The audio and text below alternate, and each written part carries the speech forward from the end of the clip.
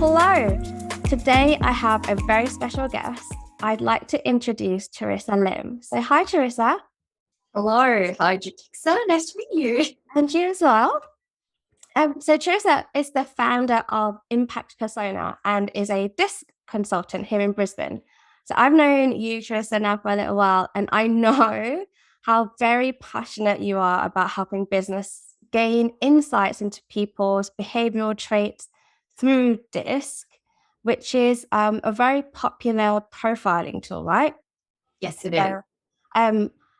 Yeah, I'm really excited. I'm really happy that you're here and sharing all of your knowledge with us. So thank you so much. It's my pleasure as well. But anyway, Charissa, this is probably going to be out live at the end of January. So tell me, how was your holidays? Was everything? Did you have a nice time? Were you rested? Or did you have a nice break? Yeah, it was brilliant. The holiday was great. I wish it could have been longer, but you just work with what you've got. It was really good because 2021 has been a very tumultuous and unpredictable year for all of us. So it was just really nice to reset and recharge, which is what the break is all about. Yeah, it's been great to have a bit of a break. To be honest, I had a bit of a social media break as well. So feeling like a little bit more reset to go into the new year rather than having so many things on my head. So yeah, I'm hoping, fingers crossed, everything crossed, 2022 is a better year for us all. So Charissa, I could give a quick overview, but I'd love for you to actually give a quick overview of DiSC profiling before we get into some meaty questions, just so that everyone listening knows what DiSC is and it kind of gives a little bit more context behind what we're going to talk about today. Yeah, absolutely.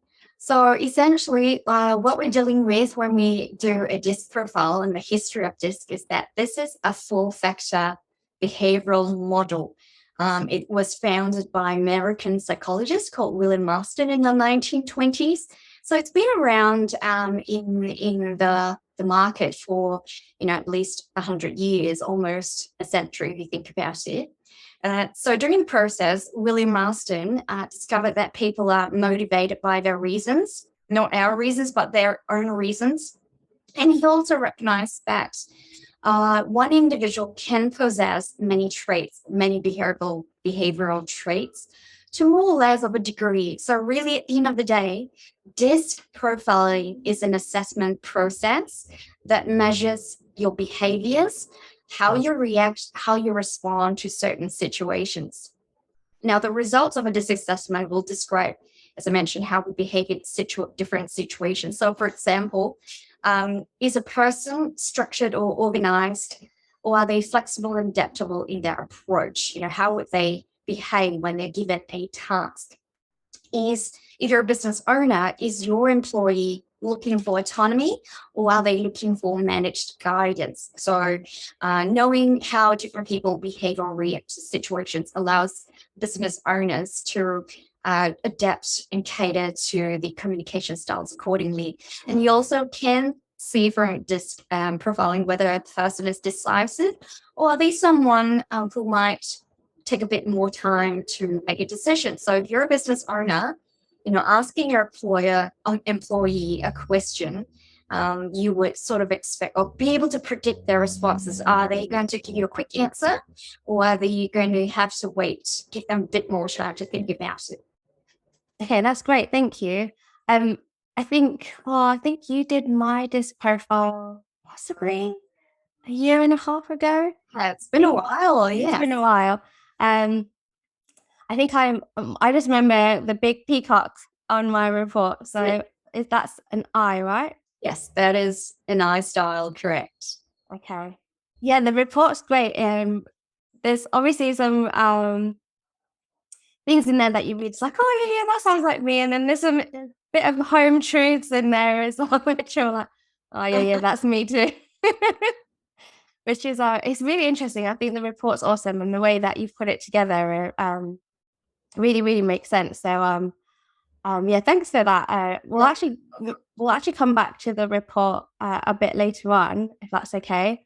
But and I know of having spoken to you a few times, seen some of your other interviews, that you could talk about each personality trait in so much detail. Like, you're very knowledgeable about all the different profiles. But I want to take the questions a little bit different today and dive into some areas how businesses can use the information from a DiSC profile in the real world. That's okay? Yeah.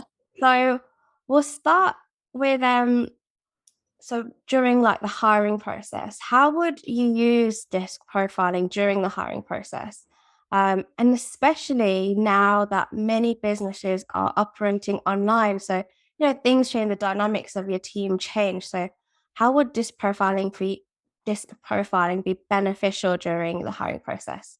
Yeah, that's actually a great question, Detixa, because as we're living in a new business climate now, we are finding that interviews are having to be conducted virtually because of all the whole social distancing, risk mitigation measures. So it's not as easy as getting someone to drop by your office where you can have a face-to-face talk with them to find out if they're the right fit for the role. Yeah. Also, this is where DiSC comes in, because as business owners, you might appreciate that hiring or recruitment takes a lot of time and effort. It can cost as well. So we're not talking about direct costs where you may engage a third-party professional recruiter to recruit for you and you pay the agency fees. But we're talking about the indirect costs where if an employee is not the right fit for you, you end up having to let them go or they resign. And there are the costs in terms of training. So I've seen companies or organizations which spend a lot of time and effort, the managers sit down with the employees, giving them training, how to use the systems, taking them through the process. And the employee gets paid a salary at this time. And maybe after 2 or 3 months, they find that they're not happy in the role, they find the role not suitable for them, or the manager might find that they're not suitable for the job, they have to let them go, or there's a resignation.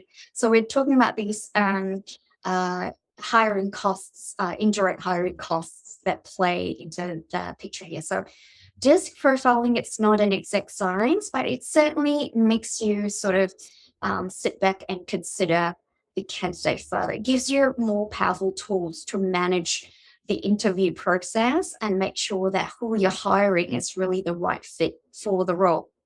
So I'm going to take you through 3, I guess, main benefits of using DiSC during the recruitment and selection process. So the first one is that it helps to narrow down your candidates.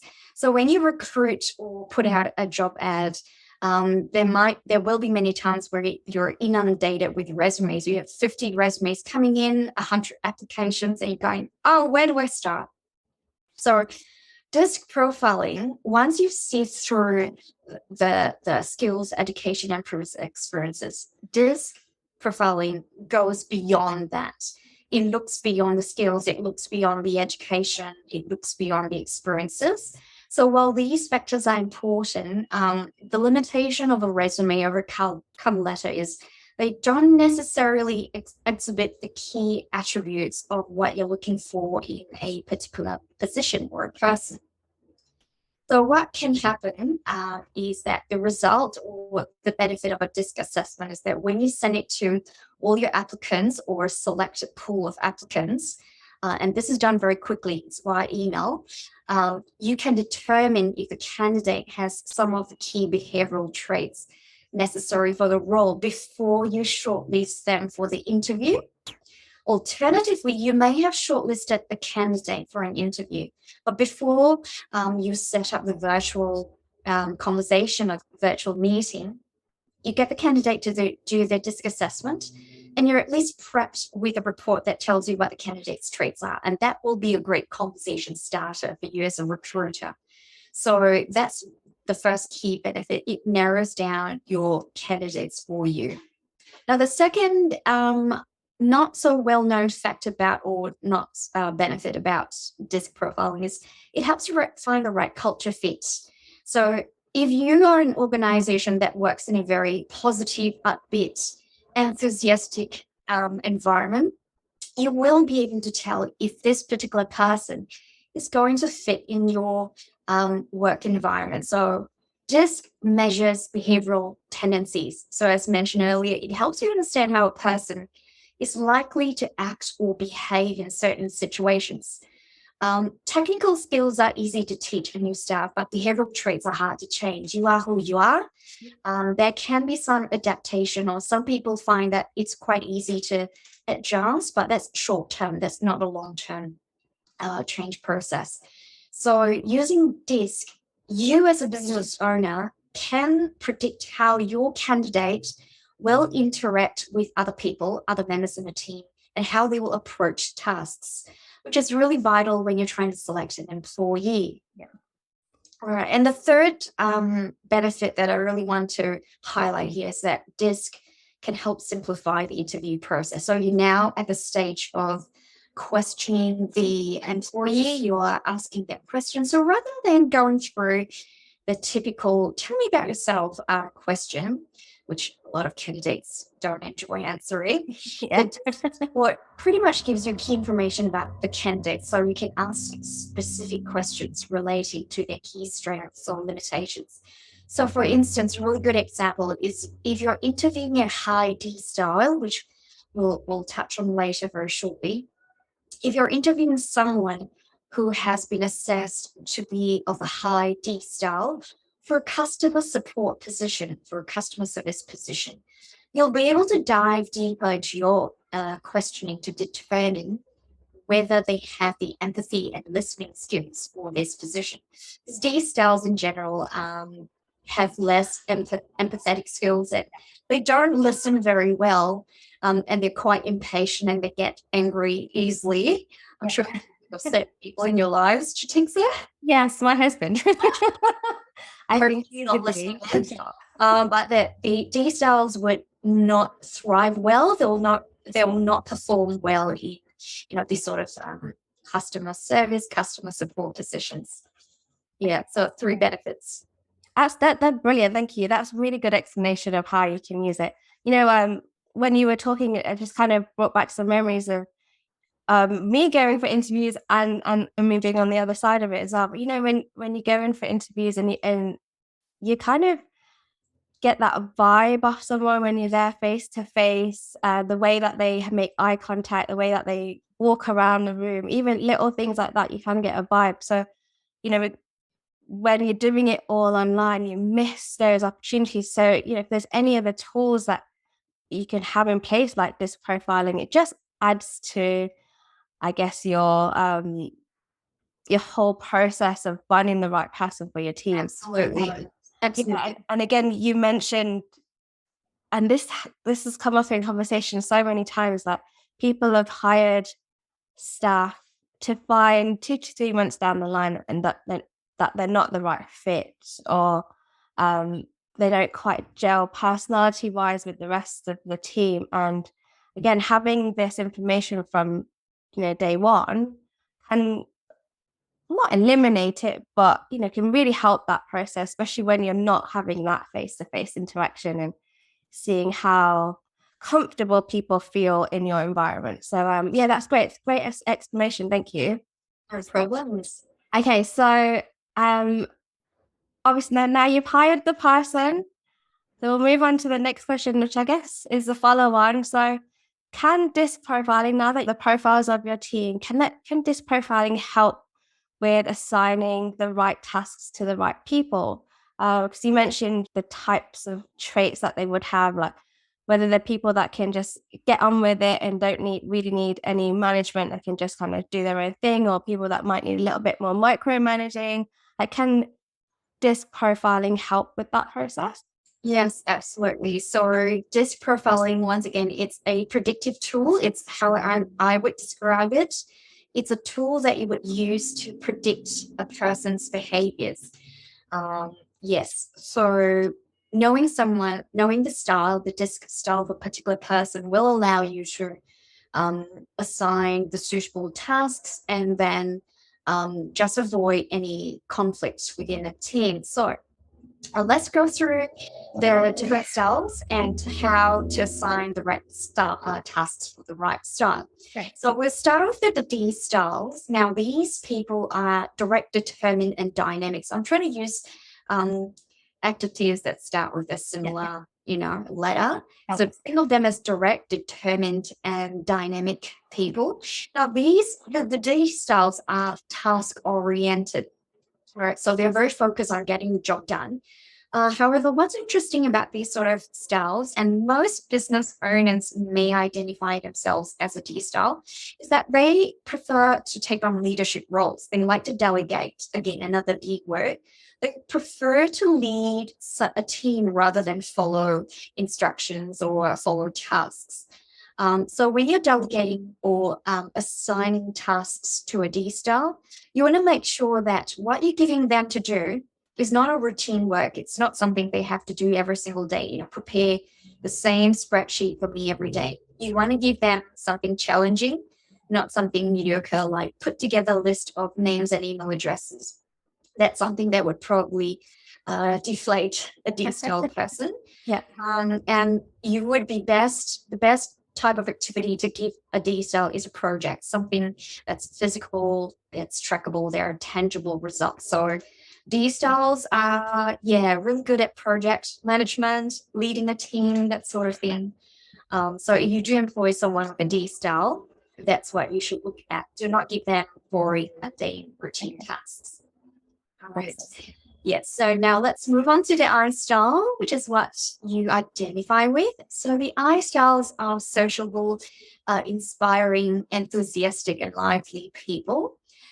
So they also, like the D styles, hate to be bogged down by the same task over and over again. They like non-routine tasks that are different from day to day or week to week. But they really excel at bringing the team together. Now, the I style is people oriented. So they work really well with people. They're great at building relationships, and they excel at bringing people together. So if you're running a business and your team is feeling flat, deflated, you would ideally like the I style to bring them, pull them together, motivate them, inspire them. So that's what they're really good at. If you don't work in a large team, the I styles are also really good at planning events, not exactly doing everything to the fine detail, but they're really good at thinking of fun, creative ways to make an event exciting. And if you're a business owner wanting to run a webinar or a podcast, your I style team member would be excellent to start or facilitate the podcast for you. Yeah. That's awesome. So that's what the I styles do. They're just really active. Marketing is great for them. So they would love to do marketing work, planning marketing work. So avoid boring, mundane tasks as well. Okay, so now we move on to the S style. So the sort of personality or behavior we're seeing in the S style is that they're steady, they're very accommodating, they're the yes people, and they're also quite sensitive to comments or negative criticism. The S styles are also people oriented, but there are several notches down the I style. Now, when you assign tasks to an S style, you want to make sure that you give them one task at a time. They are slower compared to the D styles and the I styles. The Ds and the Is work at quite a fast pace. They're go, go, go. But the S styles work at a slower pace. So you do not want to lump task after task to an S style when they haven't finished one, because they would feel overwhelmed. Wow. Okay, so they're feeling very stressed. All right, they're in the middle of something, and then you pop up and go, right, can you produce a report when they're trying to, complete a spreadsheet? All right. They are really good at sticking to routine tasks. So they are happy to take on predictable routine tasks, and that allows them to interact with people on a regular basis. Okay. So they are good at admin tasks. So that's where a lot of S styles tend to follow or sit in the virtual assistant roles, VAs. So if you're a business owner hiring a VA, you're looking for an S style predominantly. A great tip. Yeah. Yeah, so they like consistent and stable work. So nothing that changes too dramatically. Yeah. And finally, the C styles are what we call the cautious, systematic, logical styles, right? So they're also very task oriented. So they are really good at attention to detail. So if you want someone who has very high attention to detail, you want to hire someone who has a dominant C style. So when you assign a task to a C-style person, the best task to assign them would be something that, again, slower pace, doesn't require them to produce a spreadsheet in an hour or within that day itself. But they will be really good at putting procedures together, putting together Word documents about step-by-step instructions or getting your Excel spreadsheet ready. They're also really good at research. So if you're wanting to assign research to a person, avoid D's and I's, you would want to assign it to a C style. Okay, because that's what they're most comfortable with. It's not that the other styles can't do research. It's probably a little bit out of their comfort zone. That's not what they excel in. Yeah, and they C styles again just want something which they can track and see results. So that's in a nutshell how to assign the right tasks for the right styles. That's great. Thank you so much. That was really good. As you were talking, I could picture people that I worked with in the past in my head. It's like, oh yeah, that makes sense. Yeah. And it's actually really interesting because you can't assume what someone's, well, you probably can because you've done it for so long, but you probably can't assume someone's terrified based on what their job is. Like, for example, but I've worked in finance and, numbers and detail for, gosh, close to 20 years. And so you would naturally assume that I would probably be a C, right? Correct. That maybe an S or a C. Functions. But I'm not. I'm an I. So it's really good to then get that profiling done because you might surprise yourself at what kind of profiles you have in your team. Something that just popped in my mind was this wasn't DiSC, but it was a similar tool. But I remember a job that I had back in the UK, we did the profiling of our team and we mapped it on this circle thing. And it was really interesting to see how balanced we were as a team. The hiring manager had no idea about this until we'd done the process, but it would just naturally, we ended up being quite a balanced team, and we were a great team. Like we worked really well together, and it just highlighted, I guess it highlighted why we worked so well together because we had such a good balance and people were assigned probably the jobs or the tasks that were best suited to them. So yeah, I thought that was really interesting, and I loved how you gave the examples of the types of tasks, because I think especially when you're starting out in business and you haven't got a team, you're trying to grow your team, it can be quite daunting to say, well, how do I know if that person is going to be right? Like that's really hard to know. Like you might get a few recommendations, but that doesn't necessarily mean that they're going to work well with you or with your business. So having these profiles would be really beneficial, I think. Yes. So thanks for that. Yes, and you've actually brought up a very valid point, Charissa, because I've spoken to a few hiring managers or business owners, and they've admitted that they tend to hire someone who's very similar to them. So when it comes to getting a task done, it doesn't get done because their characters and personalities are so similar.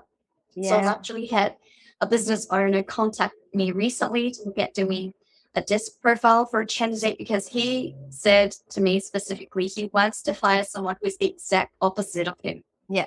That's quite interesting. Yeah, that's great. Yeah. Again, you hear, I just need another one of me. I just need another one of me. And it's like, no, you don't need another one of you because then you won't get the stuff done because you're not doing it now. You probably want a slightly different personality trait so that the things that you're not so good at or you're not so keen at doing, the other person will be, and things will get done. So that's really interesting. Thank you for that. Oops. Okay, so I think you've kind of touched on this, but maybe if you could tell us a little bit more about mismatches. So say you've already got a team, how would profiling help with managing that team when you have got some mismatches in personality traits or behavioral traits? How would you go about managing that? Is there any tips that you can give?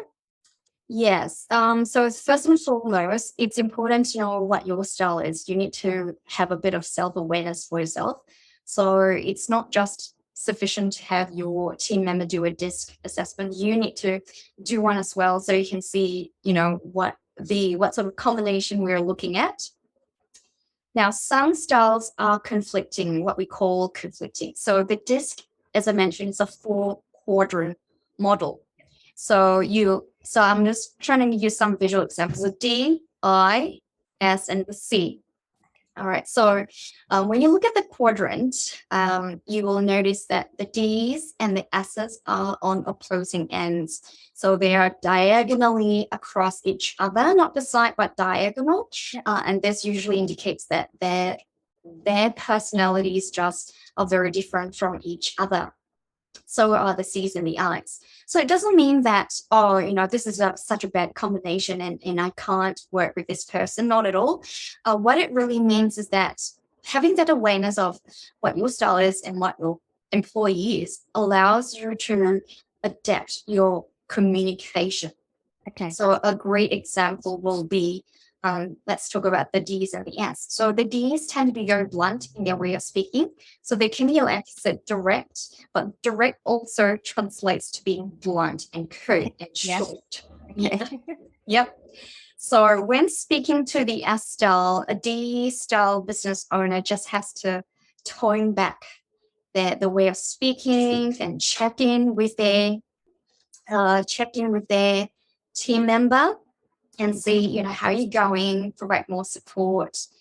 So that's how conflicting or mismatches will sort of balance out itself. Really just knowing what the other person or the other party is like and adapting. You're not changing I know some people will say that, oh, I don't want to change my personality. I am who I am. Too bad, so sad. But we're not changing who you are. We're just changing the way you communicate with the other person.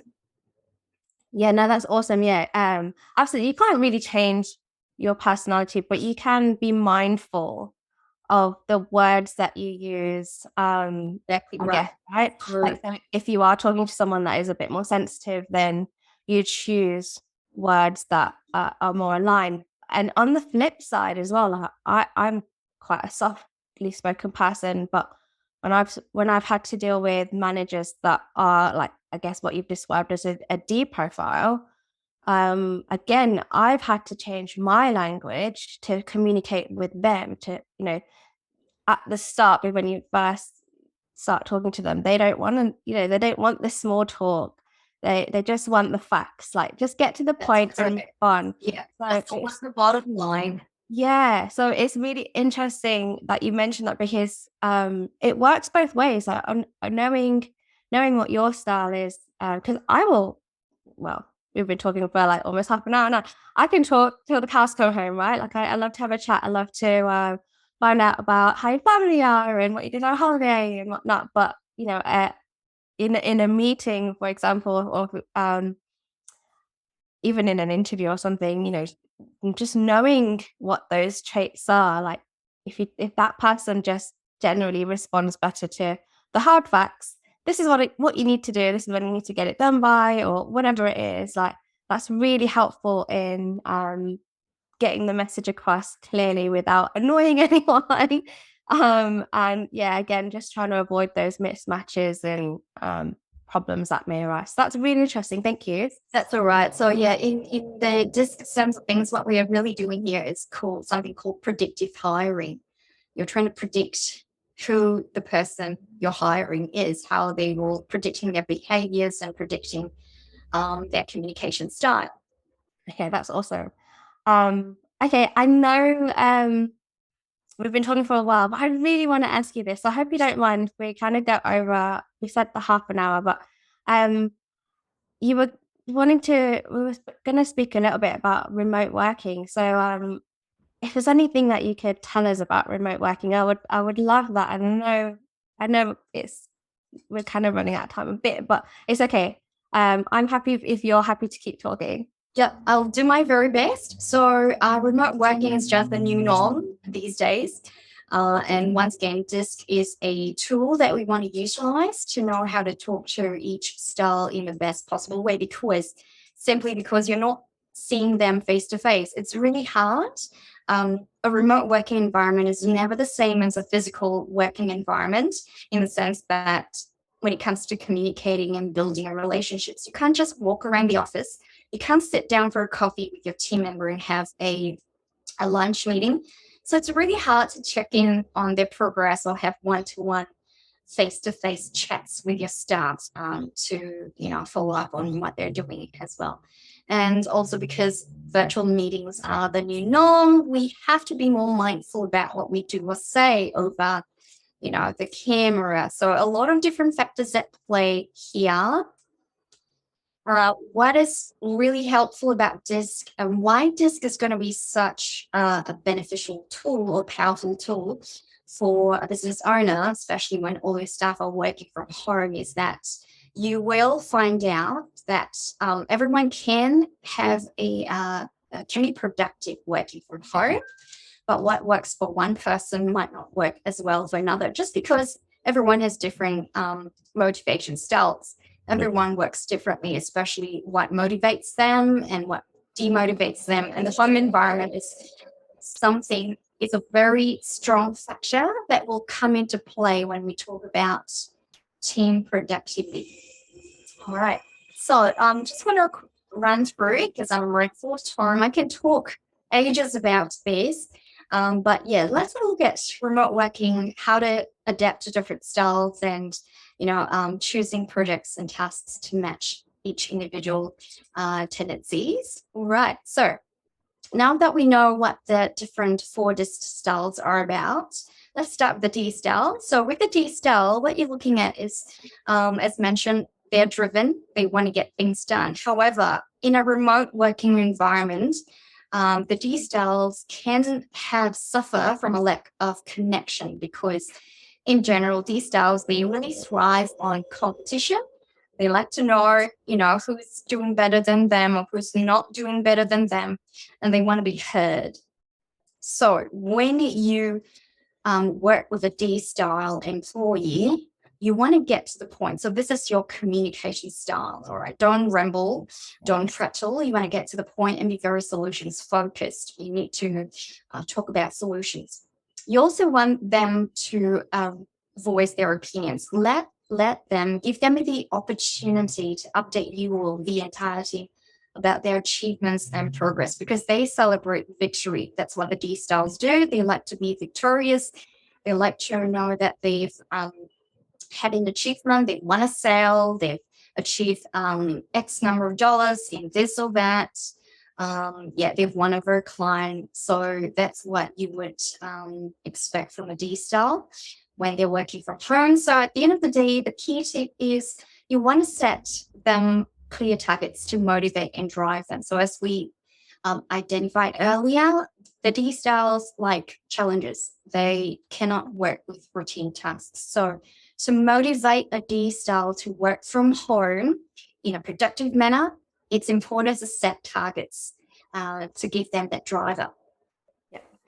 Now, with the I styles, they're all about building relationships and social interaction. So an I style working from home when they're used to working in the office and meeting people and interacting will very likely allow them to experience feelings of isolation. Yeah. So they're the one of the styles to really suffer from the whole isolation effect. Yeah. And this in turn can affect their motivation and productivity levels. So as a manager or a business owner, it's important to set up video calls. Video calls, not phone calls. Okay. Because they love that interaction. They love looking at someone over the screen, and they like seeing themselves on the screen as well. Okay. Fair enough. Just to encourage interactive conversations and be very personable, be very friendly with them. How's your day? How was your weekend? What did you get up to? Speak to them in a very lively tone. So if you find that you're quite serious, you may want to up your energy level a little bit when speaking to the I style, because they're all about high energy. And it's important to also set new goals for I styles. Similar to the D styles, they do not like predictability and routine. So they'll get bored if you keep giving them the same task over and over again. When they're working from home, it's important as you as a manager or business owner to encourage interaction through chat or messages. So use WhatsApp, Facebook Messenger, Slack, Microsoft Teams, whatever tools you have got in hand. So many as well now, as well, isn't there? That interactive conversation, just to check in on them. How are you? How's the project going along?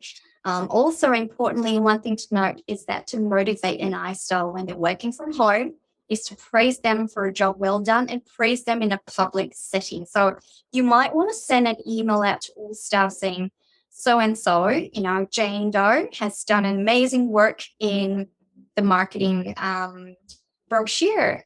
It's looking really amazing and clients love it. So this will celebrate and embrace their achievements. Do it in a video call as well, because they like that social recognition. So don't just praise them or compliment them in a single email. Yeah. All right. So let's move on to the S styles, our steady, people. So these styles were also similar to the I styles. S's and I's are people oriented. Remember that? So they will struggle from home as well because they love working in a team. So what you need to do as a manager or business owner is you need to provide clear step-by-step instructions. S styles like predictability. They don't like to be given a very brief task and say, go in, do that. You also want to encourage questions. So when you're talking or emailing in S style, you want to encourage questions just to make sure that they understand the task at hand. There's no misunderstanding or miscommunication. There are no gray areas in general. Now, if you notice that your S style is struggling at home, facing challenges in any way, shape, or form, encourage them to talk about it because they're quite reserved by nature.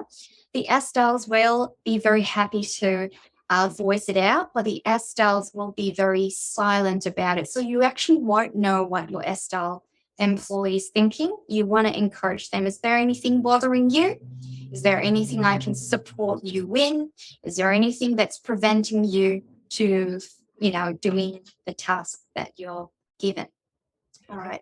So the S styles like stability, as I mentioned, stable, steady. So it's important to make sure that they have all the tools they need at hand to finish their task. So if you've given them, say, a job to, produce a document or create a social media design, you need to make sure that they have the images they need or the software that they need to carry out the task. Otherwise, they just feel very lost, overwhelmed, and their productivity or motivation levels will fall.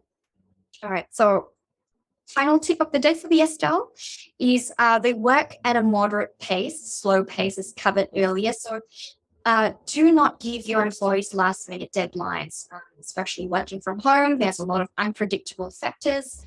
So avoid telling them to send you a piece of material, prepare and send by the end of the day or tomorrow. They just get really stressed and overwhelmed. Okay. Yeah. Now, last but not least, our C styles, our cautious, analytical, logical people.